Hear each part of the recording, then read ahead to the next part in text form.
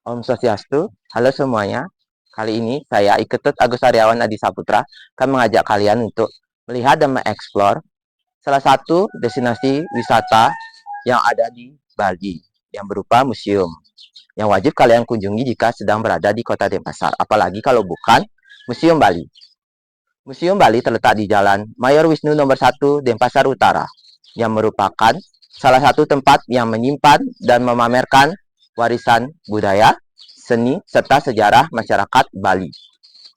Museum ini didirikan pada tahun 1932 dan hingga saat ini berfungsi sebagai pusat pelestarian budaya yang kaya dan kompleks dari masyarakat Bali.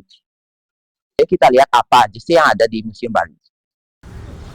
Museum Bali buka setiap hari dengan jam operasional mulai jam 8 pagi hingga 16.30 WITA.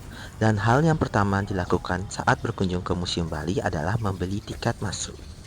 Tarif tiket untuk wisatawan mancanegara sebesar 100.000, wisatawan Nusantara sebesar 30.000, dan untuk mahasiswa dan pelajar sebesar 5.000 dan 10.000. Ide untuk mendirikan Museum Bali dimulai oleh W.F.J. Kroon, seorang kontroler Belanda yang khawatir akan hilangnya nilai-nilai tradisional Bali akibat pengaruh luar.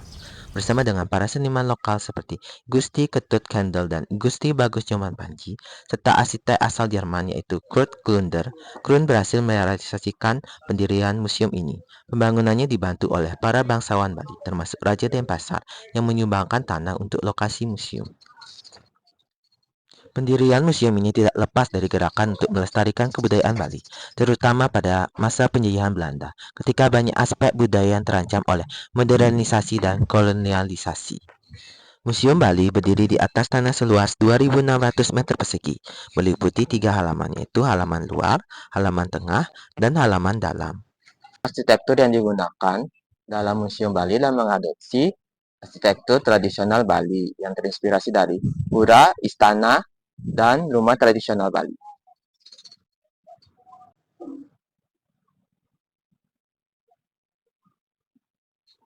Museum Bali terdiri dari 4 pavilion, ada Gedung Buleleng, Gedung Karangasem, Gedung Tabanan, dan Gedung Timur. Ayo kita lihat satu-satu gedung tersebut.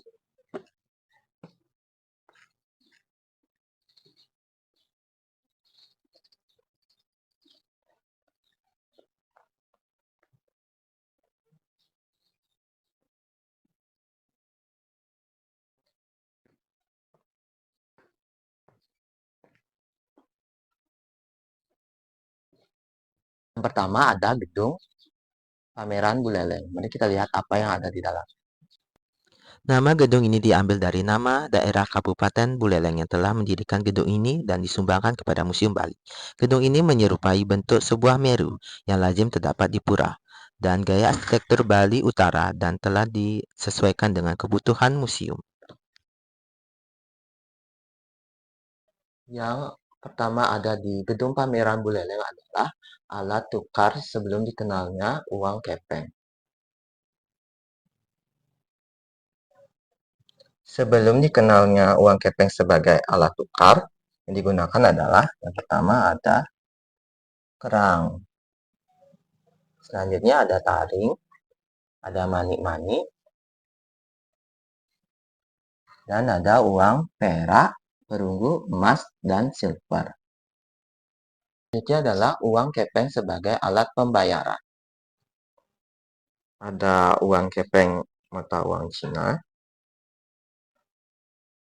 ada uang kepeng mata uang Jepang, ada uang kepeng mata uang Vietnam, dan uang kepeng mata uang Korea. Selanjutnya ada uang kepeng sebagai sarana upacara.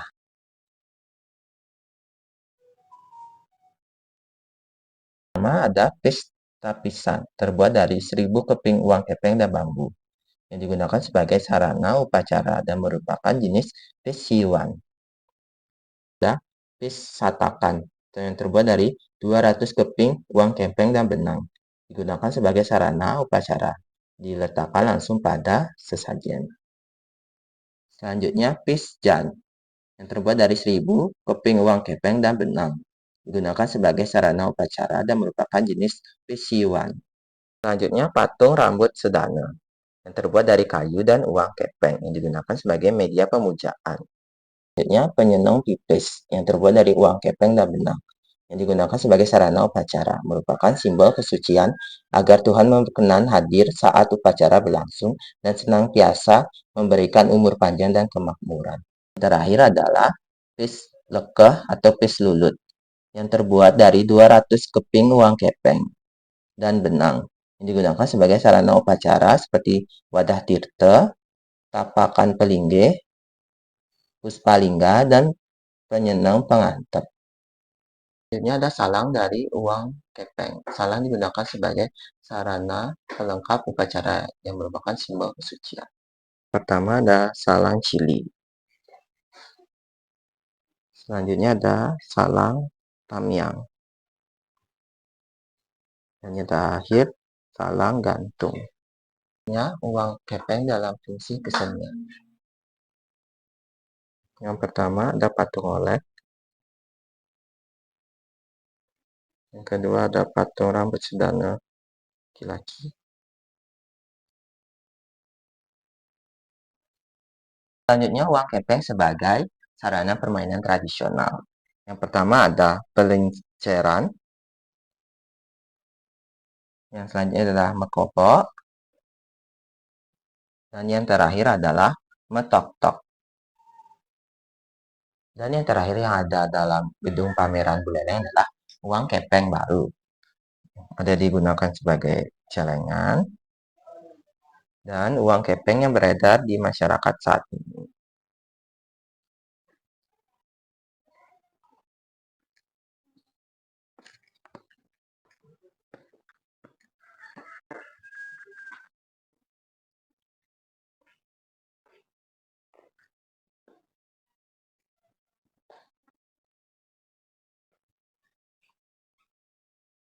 Ada gedung pameran Karangasem.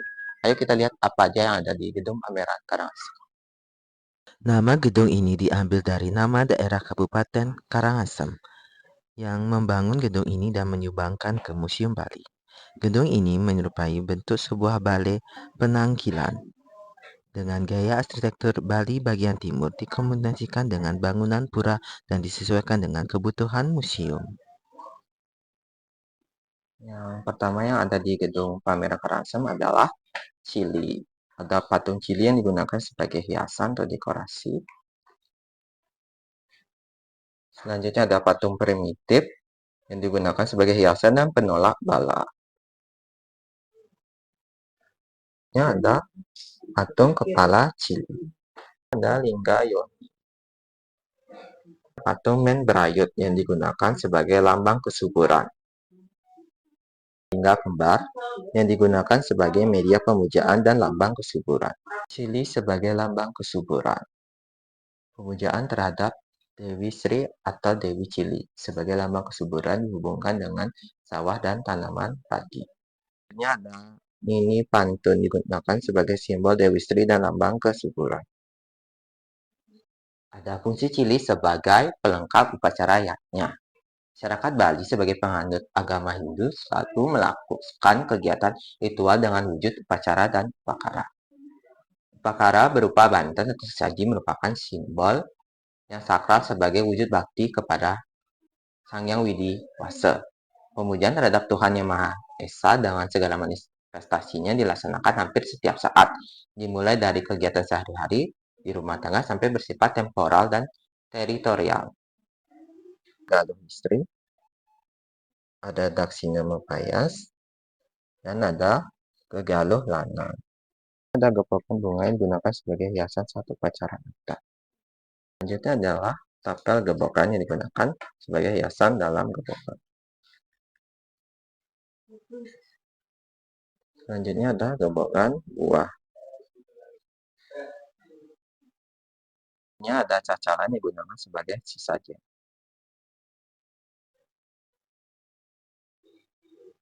Selanjutnya ada kain enggak digunakan sebagai penutup pinggang ke bawah sampai mata kaki pada saat melakukan upacara agama. Selanjutnya adalah cili dalam seni bangunan. Bangunan tradisional Bali, baik bangunan di dalam pura maupun bangunan rumah tinggal, banyak menggunakan hiasan-hiasan yang memiliki fungsi teknis, filosofis, dan estetis. Hiasan-hiasan tersebut hampir di setiap bagian rumah, dari depan sampai belakang, dari atas sampai bawah, dan lain-lainnya. Bentuk cili merupakan salah satu hiasan yang juga dipakai dalam menghiasi bangunan tradisional, antara lain sebagai penjaga pintu, hiasan bagian atap, dan hiasan keliling bangunan. Ada patung laki-laki duduk, patung penjaga pintu, patung cili duduk, dan patung raksasa duduk. Selanjutnya ada gabeh bale yang digunakan sebagai penutup atap bale pada bagian puncak dan diharapkan memberi kesejahteraan kepada penghuninya. Ini ada ider-ider yang digunakan sebagai hiasan bangunan tradisional. Selanjutnya ada dore sebagai penutup atap dan diharapkan memberi kesejahteraan kepada penghuninya. Selanjutnya, sili sebagai sumber inspirasi pencipta dalam seni rupa. Cili dalam seni rupaan telah memberikan inspirasi pada seniman untuk dijadikan tema-tema dalam karyanya, baik dalam seni lukis, patung, kriya, maupun seni rupa lainnya. Secara visual dan wujud fisik yang ditampilkan dengan perwajahan segitiga, kepala lebar, memakai petitis, bibir tersenyum, memakai subeng, badong, badan ramping, dan lainnya. Ada lukisan cili.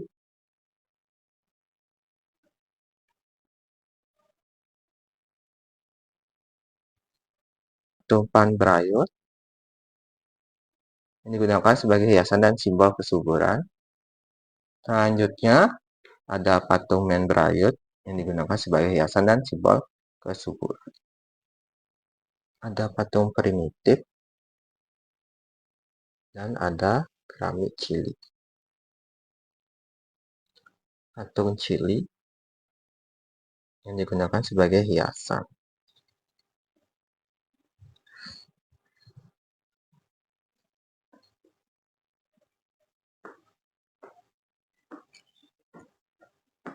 Ini ada gedung pameran Tabanan. Kita lihat apa aja yang ada di gedung pameran Tabanan. Gedung Tabanan merupakan sumbangan dari keluarga Puri Tabanan. Gaya arsitektur yang dipakai adalah gaya Tabanan yang mewakili Bali Selatan. Dahulu bangunan ini berfungsi sebagai tempat menyimpan harta istana berupa benda seni dan benda-benda sakral. Ada keris. Keris merupakan mahakarya mewakili perkembangan teknologi pengolahan logam dalam bentuk senjata. Bentuknya memiliki keunikan sendiri hingga mudah dibedakan dengan senjata tajam yang lain. Budaya keris dalam kehidupan masyarakat Bali tidak terlepas dari nilai ajaran agama Hindu yang tertanam sejak zaman nenek moyang dahulu. Penggunaan keris dalam setiap upacara sebagai sarana ritual dan spiritual dalam konsep pancayatnya seperti dewayatnya, resiyatnya, fitrayatnya, manusiayatnya, dan budayatnya. Keris liuk 5. Ada keris lurus liuk disusuk 13. Keris liuk 7. Keris lurus. Ada keris liuk 11.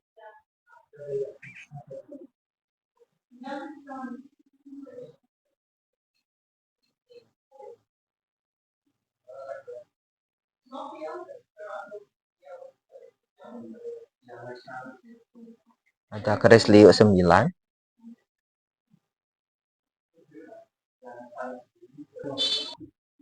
Keris liuk 13. Dan keris liuk 9. Ada keris pedang.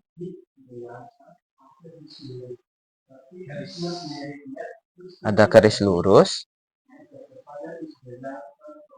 Selanjutnya ada sarung keris.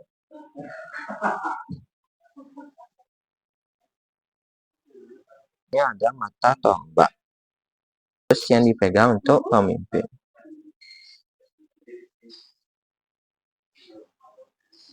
Ada keris lurus yang digunakan untuk mencari banyak kenalan. Ada keris lurus yang dipegang untuk bangsa. Pada gedung pameran Tabanan ini terdapat barongswari.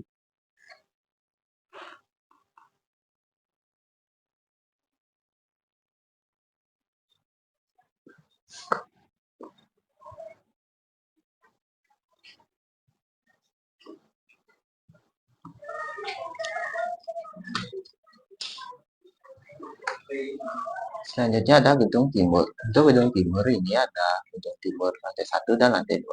Jadi kita lihat apa yang ada di gedung timur lantai 1. Pada gedung ini memamerkan koleksi prasejarah dan sejarah Bali yang meliputi benda-benda koleksi peninggalan zaman prasejarah dan sejarah. Ada pahat yang digunakan untuk menguliti binatang.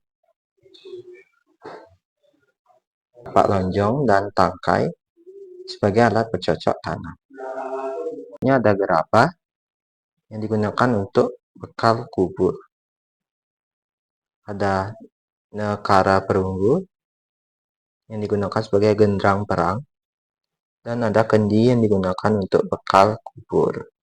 Ini ada sarkofagus yang digunakan sebagai peti mati. Selanjutnya ada tatah batu, merupakan tradisi megalitik yang memulai menghormati orang-orang tua untuk dijadikan pemimpin pada suku masyarakat prasejarah. Tatah batu dibuat sebagai tempat duduk kepala suku. Selanjutnya ada fosil manusia purba Gilimani.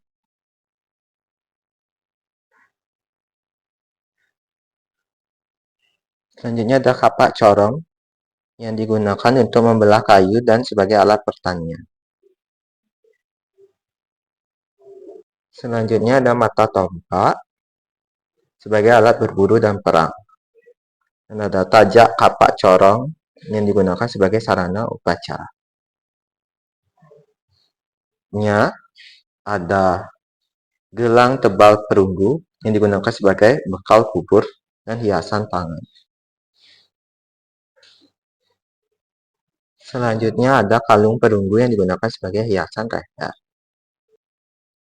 Perhiasan perunggu yang digunakan sebagai hiasan tangan, jari, dan telinga.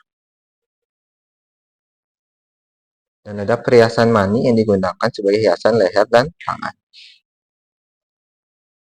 Ada diorama peradaban kehidupan manusia prasejarah.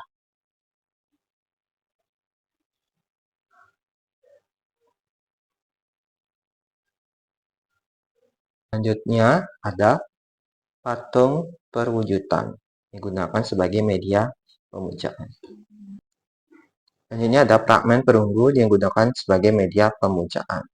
Selanjutnya ada kukul perunggu yang digunakan sebagai hiasan dan ada arca pemujaan yang digunakan sebagai media pemujaan. Selanjutnya ada guci dan vas keramik yang digunakan sebagai hiasan.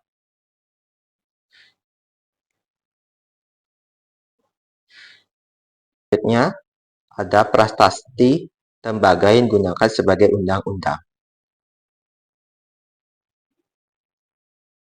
Selanjutnya ada kotak prasasti yang digunakan sebagai tempat menyimpan prasasti.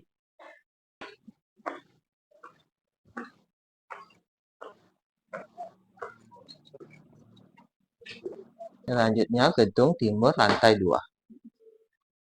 Ayo kita lihat apa yang ada di gedung timur lantai 2.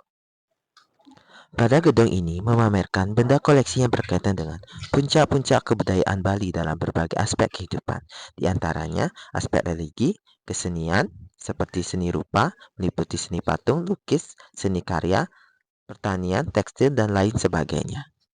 Yang pertama ada pelinggihan yang digunakan sebagai tempat pratima.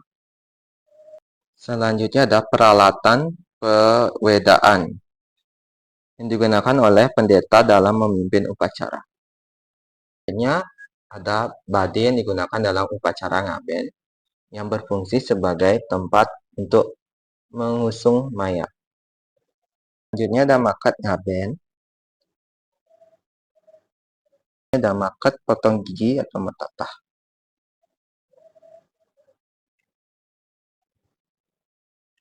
Topeng Sidakarya yang merupakan tarian sakral. yang digunakan untuk kesuksesan suatu upacara.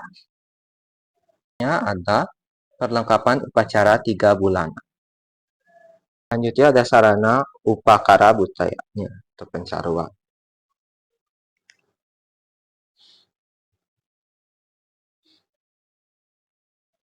Ada genta atau bajra yang digunakan sebagai alat untuk mengiringi doa. Yang biasa selanjutnya ada lontar dan keropak sebagai sumber ilmu pengetahuan. Selanjutnya ada kettle yang digunakan sebagai tempat air suci. Selanjutnya ada patung Acintya sebagai lambang Sang Hyang Widiwasa. Selanjutnya ada selonding yang digunakan sebagai alat musik. Selanjutnya ada tika dan lukisan pala lintangan yang digunakan untuk menunjukkan hari baik.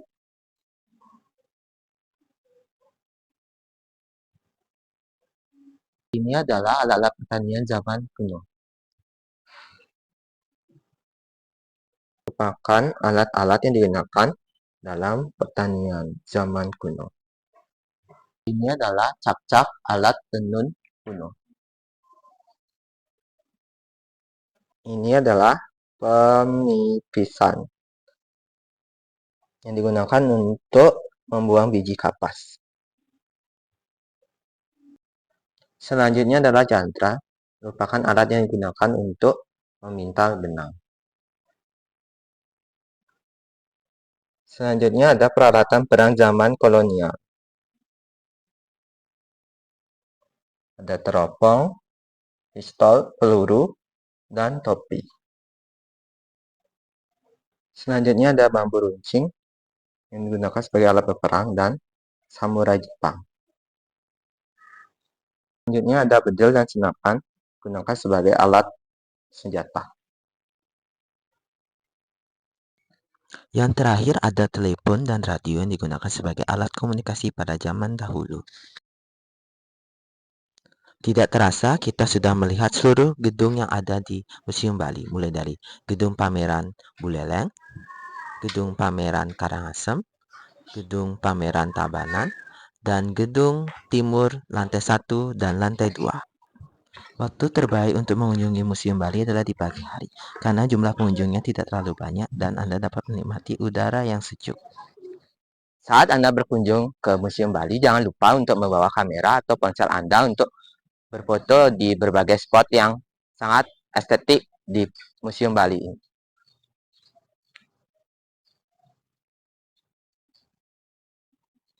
Bagaimana eksplorasi kita di museum ini? Pasti seru kan? Bagi kalian yang memiliki ketertarikan terhadap budaya, seni, dan sejarah masyarakat Bali, museum ini harus ada di list kalian untuk kalian kunjungi. Sekian dan terima kasih. Sampai jumpa.